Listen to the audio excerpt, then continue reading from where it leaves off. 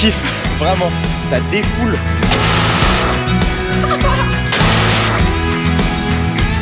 Style, ils avaient pas dit sur la notice qu'il fallait des gros vérins de pelle là.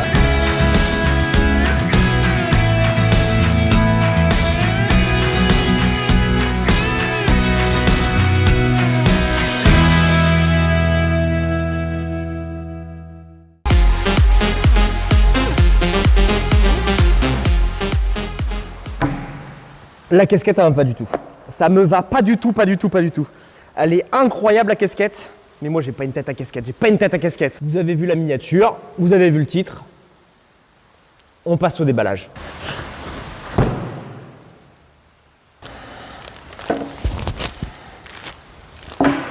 C'est Noël? Bon, comme vous vous en doutez, cette vidéo est en partenariat avec Style. Bon, ils m'ont clairement envoyé beaucoup de trucs, on le déballe ensemble. Bon, mon nouveau jouet préféré, ça va être clairement le Merlin. Je vous prévois des TikTok et une vidéo bois cet hiver. Ça va être une dinguerie. Ça va être une dinguerie. Ils m'ont envoyé ce truc-là. Ils m'ont envoyé des vêtements. Donc la casquette, je la trouve trop stylée. Mais les casquettes, ça me va pas. Prenez un screen, affichez-moi. La veste, alors celle-là, je l'adore. La veste, je l'avais déjà mise. De toute façon, vous l'avez déjà vu dans la vidéo précédente. J'ai aussi un pantalon anti-coupure pour la tronçonneuse. Mais il est beaucoup trop grand pour moi. Il ira à mon père. Au moins, c'est impeccable. Ça va, papa. De l'huile de thym. Ça sert toujours. Les bretelles avec le pantalon de bûcheron. Incroyable. Bref. C'est pas le gros du sujet. Le gros du sujet, ça va avec le gros du sujet. Ça va avec le gros du sujet. Bon, on va faire de la place.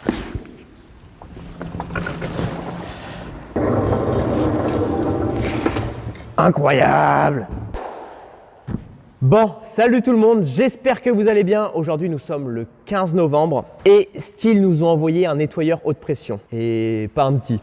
On va déballer ça ensemble, on va entamer tout simplement une vidéo. On va nettoyer tout le matériel. Voilà, on a fini tous nos gros travaux, semis, moissons, tout est terminé. Il y a juste à hiverner tout le matos. Donc nous, en général, ce qu'on fait, c'est que cette saison-là, quand on a tout fini, on démonte la batteuse comme vous savez. Du coup, vous avez le programme. Pouce bleu, abonnement, bonne vidéo! Oh là là, j'ai une POV que vous n'avez pas encore là. Dinguerie. Ah! Oh là là. C'est magnifique, c'est incroyable. On va la faire en mode bois.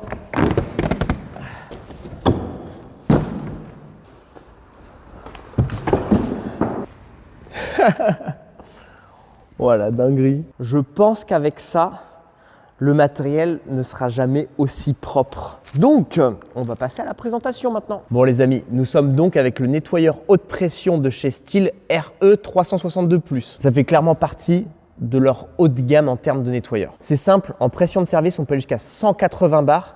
Le débit maximum va être de 1080 litres par heure. C'est énorme. Il peut admettre de l'eau jusqu'à 60 degrés. On a un bousin quand même ici qui fait quand même 80 kg. C'est pas une petite machine. Et c'est pas mal parce qu'on a une longueur de câble qui va jusqu'à 15 mètres. Donc on a de quoi faire. Donc ici on a un moteur forcément en triphasé, donc un régime de rotation lente. On a une pompe en laiton et des pistons en céramique. Donc ça induit une bonne longévité du produit, quoi. On a deux réservoirs de détergent de 2,5 litres chacun. Et on peut passer de l'un à l'autre en appuyant juste sur un bouton sur la machine. Poignée rétractable, facile au transport, compact, malgré les 80 kg. Enfin, voilà. Donc bon, là j'ai abordé le plus gros du détail, le principal. J'aborderai le détail des lances, etc. Pendant le fonctionnement de la machine. Donc là vous avez le plus gros. Moi je vais passer au montage de la machine. En tout cas, merci à Style d'être partenaire de cette chaîne YouTube. On avait déjà fait une vidéo avec une de leurs tronçonneuses. Donc voilà, moi Style m'envoie leurs produits. Je vous les présente en vidéo. Donc moi je trouve ça super intéressant de vous présenter à travers cette chaîne YouTube ce qui se fait. Et de toute façon, moi ça rentre pleinement en concordance avec le travail que je fais sur la ferme. Le tronçonnage, on fait du débroussaillage aussi. Nettoyer le matos parce que c'est aussi une grosse partie du métier et qui est très importante et souvent négligée. Un bon nettoyage d'une machine, c'est la longévité de celle-ci. C'est bien de l'utiliser toute la saison au champ, les dégueulasser et tout, mais nous, c'est notre philosophie ici, c'est que dès qu'on a fini nos saisons, c'est un nettoyage plus que nickel parce que c'est ce qui va faire que tu vas emmener ta machine, je sais pas, 2, 3, 4, 5 ans de plus parce que elle est propre, elle ne va pas pourrir, les roulements vont pas commencer à rouiller ou etc. Bon, moi je vais manger parce que là il est 12h30. Après manger, on passe au montage de ce beau bébé. Et let's go en fait, let's go. Là, je le dis trop let's go, mais là on le dit. Let's go. J'ai peur de casser.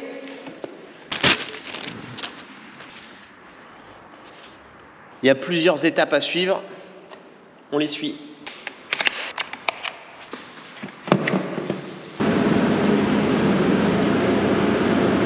Faut pas le faire tomber. Faut pas le faire tomber. Bon, maintenant, on va porter le premier outil. Donc on va commencer par celui-ci, le semoir. On va lever le semoir, le 830. Donc avant, on va vider quand même la caisse à l'avant où il y a tous les outils. Et on va vider ce qui reste en semence dans le semoir. On va aussi mettre des protections sur tous les boîtiers électriques. On met juste un petit sac en plastique par-dessus pour éviter que ça prenne trop d'eau. Je vais réutiliser les sachets en plastique style recyclage. Ouais. C'est histoire de toute façon avec... J'insiste jamais sur ces endroits, c'est-à-dire que si ça passe vraiment de loin et très rapidement, quoi. J'insiste pas sur ces trucs-là. Ça le fait, ça? Non, j'ai l'autre. J'ai envie d'aller l'essayer, on va l'essayer. Allez, c'est parti, on va faire le bûcheron là.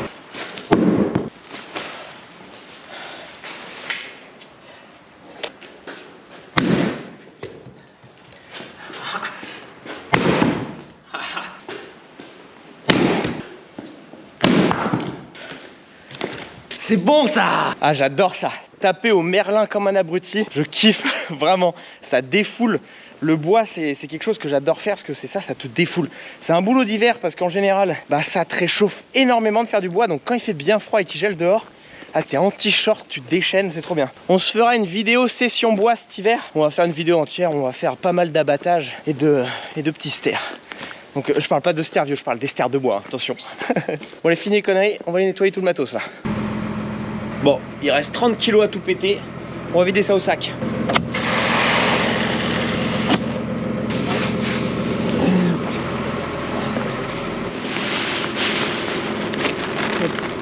Il nous reste à peu près 200 kg de semences. Bon, c'est normal, tous les ans c'est à peu près pareil. On n'est pas non plus ultra précis dans nos calculs, etc.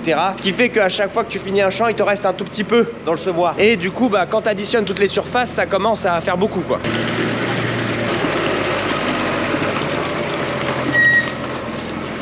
Bon, avant de commencer, on se fait un petit avant-après de ma tête. Parce que moi, je pense que je vais être ourdé. Oh la vache, c'est bien mieux comme ça quand même. On reste propre comme ça. Allez, on y va. J'ai 2 pistolets. Donc ça va être le pistolet que je vais utiliser pour nettoyer mon ensemble. Et l'autre lance, c'est ce qu'on appelle la rotabuse. Bon, la rotabuse, c'est quand vous avez envie de décoller la peinture du tracteur. Ça, c'est une rotabuse, c'est surpuissant. C'est ce qu'on utilise en général quand on veut bien nettoyer un béton propre. Même pour nettoyer un béton, faut faire attention de ne pas être trop proche ou quoi, parce que ça t'arrache le béton. Mais vraiment, je rigole vraiment pas, hein. Une rotabuse, ça te décape. Tu mets ça sur ta peau, ça t'arrache tout, hein. On va plutôt nettoyer avec ça, parce qu'on veut garder la peinture sur les tracteurs quand même. Faut dérouler tout le tuyau. Ok. C'est pas mal, j'ai assez long de câble, je vais pouvoir faire tout le tour de ma machine. Je branche électriquement. En fait, je vous ai menti sur la vidéo. En fait, j'ai commencé la vidéo hier, mais je termine qu'aujourd'hui parce que hier, on a dû aller acheter des raccords pour brancher l'eau. Il nous manquait des raccords sur nos robinets d'eau. Et j'ai dû changer la prise aussi parce que la prise qui était fournie, c'était une 16 ampères. Parce que nous, sur toute la ferme, on est équipé en 20 ampères pour les prises femelles. Du coup, j'ai dû acheter une prise mâle en 20 ampères pour que ça se branche sur nos machines. On va se brancher sur la cellule sécheuse. C'est là où on a notre prise femelle. Alors oui, on parle de prise mâle-femelle. Tout simplement, c'est pour différencier. Quand on parle de prise, on parle de quel embout. La femelle, ça va être là où il y a les trous. Et le mâle, ça va être là où il y a les trucs qui ressortent, quoi. Bon, t'as capté, je vais pas te faire de dessin. Hop là. D'abord, mettre en route l'eau avant de démarrer le nettoyeur pour que le circuit d'eau se fasse. Et il faut pas qu'il y ait d'air en fait dans le système. S'il y a de l'air après dans les pistons, etc., c'est pas bon. Je mets d'abord en rouleau. Je vide l'air.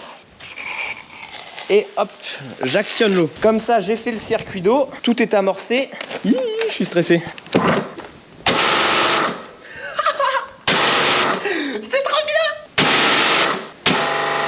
Regardez, j'ai une molette juste ici qui me permet de régler la pression. Là, j'étais au moins, donc là, j'étais à 50 bars de pression. Et quand je mets au plus, j'ai le manomètre qui est juste ici qui me dit, et là, quand je mets en route, on est presque à 200 bars au maximum. Pour aussi ajuster ma pression directement en fait sans devoir retourner sur la machine, j'ai ici ce bouton là qui va pouvoir me changer un peu. Et aussi en tournant la buse, ici je peux tourner la buse pour ajuster la pression. Donc après je me règle comme je veux, je verrai bien. On va commencer comme ça, on va y aller. Écoutez, trêve de blabla, c'est parti.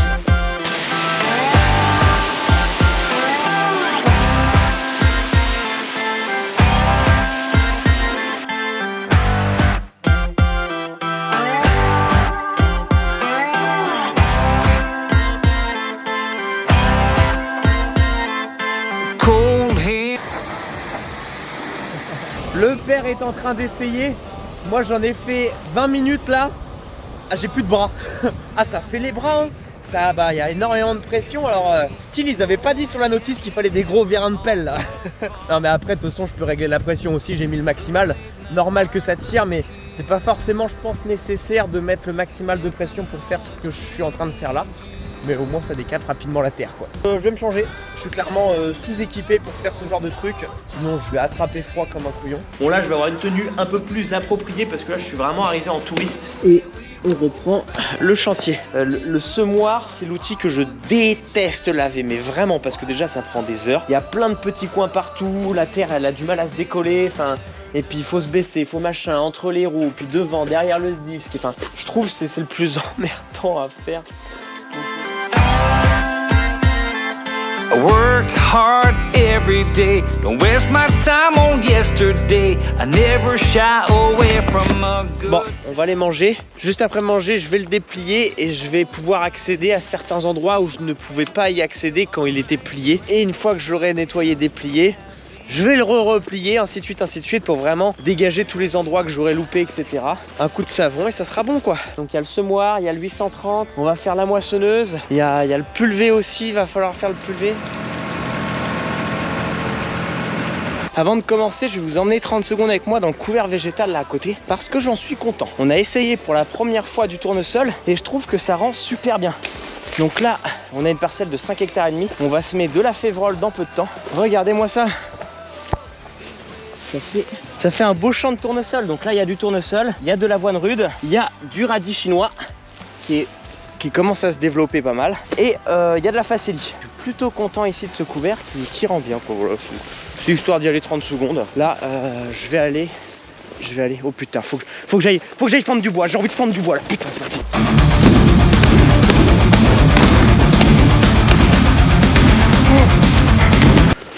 Excusez-moi, ça m'a démangé. J'ai pas pu me retenir. Je sais pas pourquoi. On dirait qu'il y a une certaine addiction dans ce merlin.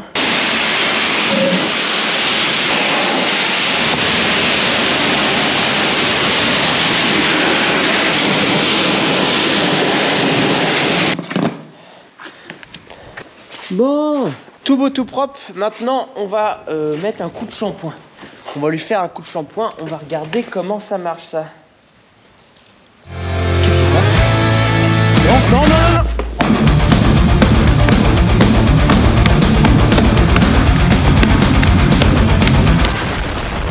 Je sais pas ce qui se passe avec cette hache, c'est une vraie drogue. J'arrive pas à me retenir, c'est aberrant. Hop là.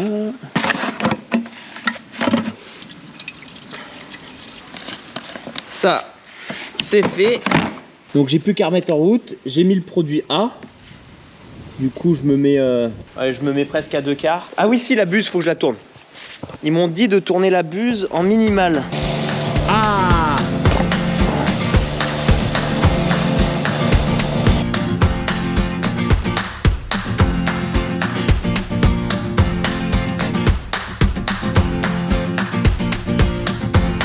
Ah, ça sent bon, ça sent... J'ai envie de me laver avec.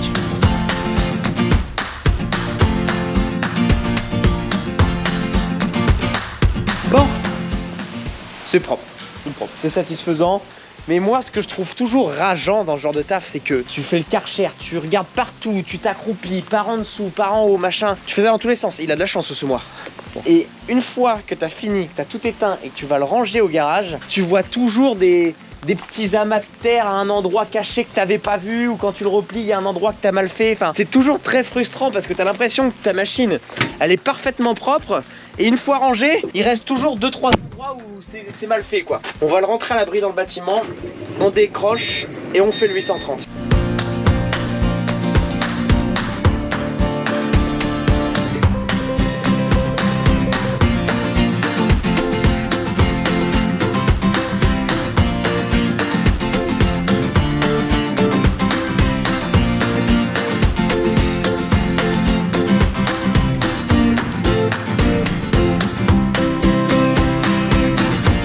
Bon allez, autour du gros pépère.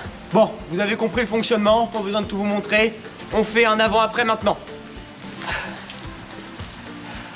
il est beaucoup mieux que l'ancien nettoyeur haute pression. Parce que bon là pour le semoir je me rendais pas compte parce que le semoir je le lave quand même 1 ou 2 fois par an maximum. Puis c'est un outil qui est assez long à laver donc j'ai pas trop de référence. Le 830 c'est un tracteur que je lave assez souvent donc je sais à peu près en général combien de temps je mets pour le laver. Là je l'ai lavé en 2 secondes. Toute la boue qui est généralement collée au garde-bouche, je suis obligé d'insister pour qu'elle se décolle et tout. Là ça c'est tellement puissant que ça te décolle tout. En 2-3 coups de jet, j'ai lavé le 830 en 2,5 secondes. Donc ça c'est vraiment bien. Je passe à la mousse.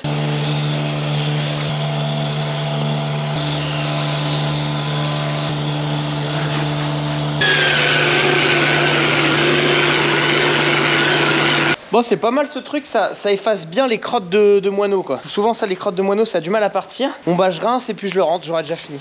Et voilà le travail. Big Brave.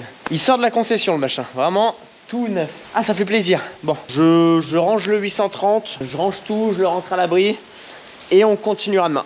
Demain, je pense qu'on va faire la batteuse, on passe à la batteuse. Il y aura gros de taf aussi. Et moi je vous dis à demain.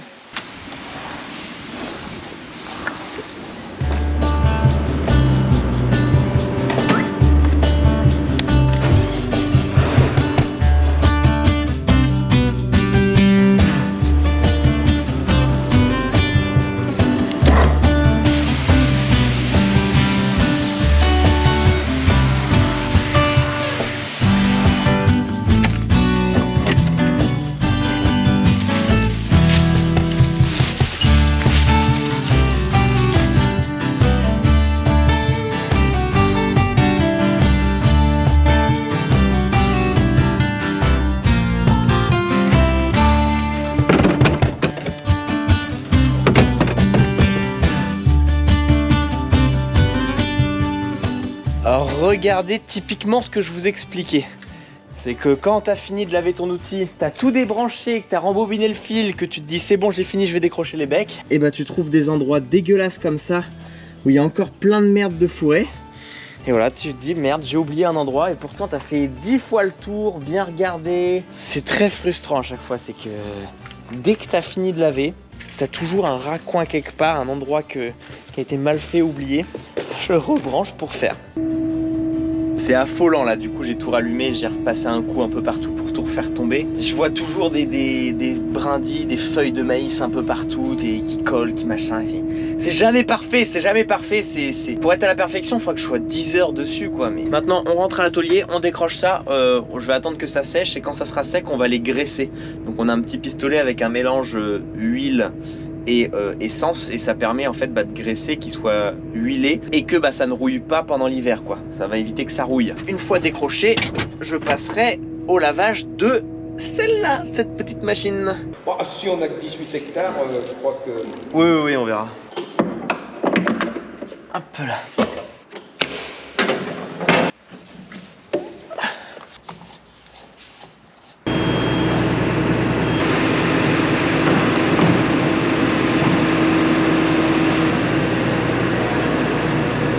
Et du coup, maintenant, autour de la bécane. Putain, j'en ai toujours partout.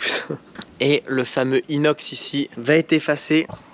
Là, c'est le tournant d'une page. C'était un moment quand même qui était assez intense, qui était un peu quand même une consécration de notre chaîne YouTube. D'effacer ce inox, ça fait chier un peu. Et là, effacer ça aussi, ce que des abonnés avaient marqué. La batteuse avait dormi dans un champ bord de route. Et des abonnés avaient reconnu et sont allés écrire marque avec un cœur, c'est marrant. Ça devrait être moins long que les becs dans le sens où il n'y a que de la tôle, il n'y a pas des endroits un peu biscornus où il y a des fans de coincés, etc. Regardez-moi ça. Je vais faire une marche arrière du convoyeur, vous allez voir.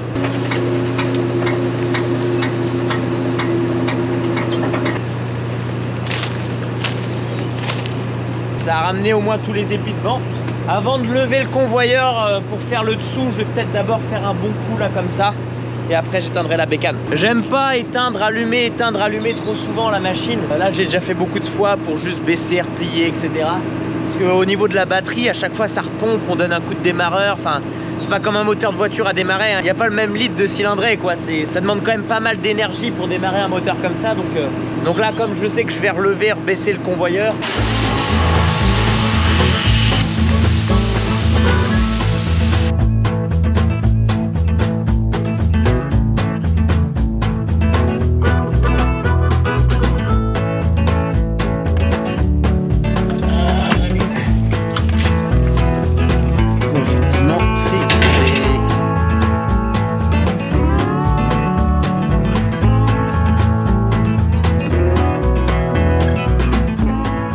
vider un peu tout ce que j'ai descendu de la boîte à cailloux. Donc regardez, je décroche à la main ce que je veux enlever. Donc vous voyez, hop, là je viens de décrocher ça à la main. C'est un agglomérat de poussière, maïs, un peu farine, humide, qui se colle un peu partout. Et c'est ça qui fait que ça pourrit. Donc là c'est un peu collé, dégrossir un maximum, mais je vais pas pouvoir tout avoir parce que c'est pas trop accessible, même c'est plus profond, etc. Donc c'est pour ça que tous les ans on démonte le convoyeur. Et même le fait de nous passer un coup de Karcher, bah on humidifie tout, donc on amplifie ce phénomène du fait de laver à l'eau. Comme je lave à l'eau, je dois d'autant plus bien démonter après avoir lavé à l'eau pour enlever vraiment tous les endroits où il y a de la merde, de la crasse. Vous voyez, regardez, ça fait des blocs comme ça de poussière de maïs qui humide et ça pourrit quoi.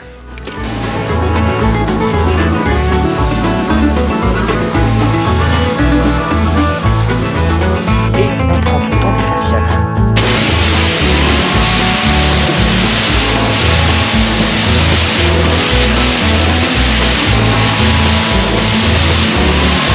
Tellement satisfaisant, je sais pas vous, mais quand il y a toute la crasse qui part d'un coup, comme dans les pubs qu'on voit à la télé, vous savez, où tu sais, les pubs pour les produits ménagers où on passe juste un coup de chiffon et puis on passe du tout au tout.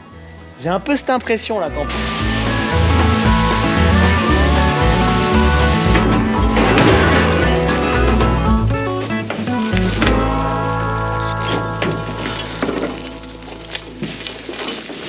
c'est bien cette plateforme, on accumule tout sur le béton là, toutes les conneries. Après un coup de godet sur le tas de fumier, ça partira à l'épandage. Et mon père en attendant lui balaye tous les bâtiments où il y a le blé, etc. Lundi on a 8 camions de blé qui partent. Je vais vous faire une vidéo dédiée en fait au transport de grains, ça peut être intéressant parce que les camions partent lundi. Et en fait j'ai oublié mais j'ai été invité le 1er décembre, aller visiter le port de Caen. Donc c'est le port d'Agrial, donc avec qui on bosse. Et là-bas, c'est là où en fait sont chargés les bateaux de blé.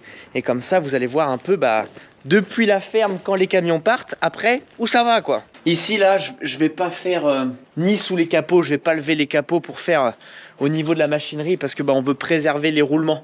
On veut pas apporter de l'humidité dans tous les rouages, les roulements parce que ça fait tout rouiller après. Donc de toute façon, on l'avait soufflé au compresseur à air avant et toutes les grilles, vous voyez là, il y a plein de fans, plein de soie partout. De toute façon, je vais tout démonter ça individuellement, les ressortir dehors et les nettoyer individuellement pour préserver de l'humidité, tout ce qui est mécanique là. Comme je l'ai dit, je fais vraiment tout ce qui est capot extérieur, perché en hauteur les petits potes. Moment satisfaisant de la vidéo.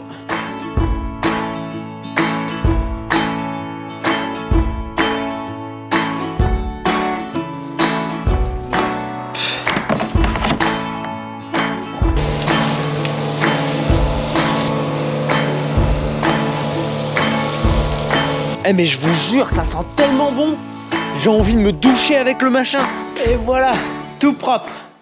Bon par contre, j'ai complètement craqué mon slip. J'y ai déjà vidé le bidon. Mais bon, pas que pour la batteuse, pour le semoir et pour le tracteur aussi. Mais j'ai pas été très économe quoi. J'ai tourné le bouton à fond pour mettre le maximum de produits. Mais prêt à aller tout démonter maintenant. Il n'y a plus qu'à la mettre dans l'atelier. Donc là, de toute façon, on est vendredi. On n'est plus pressé par le travail. Donc maintenant, on va pouvoir prendre nos week-ends maintenant. Ça faisait 2 mois qu'on n'avait pas pris de week-end. Enfin, je vais pas me plaindre. Vous les éleveurs, vous n'avez jamais de week-end. Mais du coup, là, ce week-end, on bosse pas. Donc je la rentre à l'abri. Je vais la laisser s'égoutter. Et lundi, on démonte.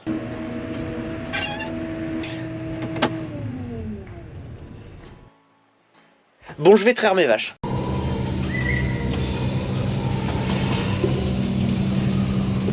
Et oui, on s'en occupe.